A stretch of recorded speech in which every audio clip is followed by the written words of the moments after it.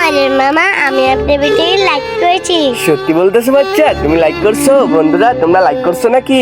যারা মদন মামার ভিডিওতে লাইক করে মদন মামা তাদেরকে অনেক কিছু দেয়। এই না বাচ্চা, তুমি এই খেলনাটা নিয়ে যাও। মদন মামা অনেক ভালো, মদন মামার জন্য সবাই লাইক করো।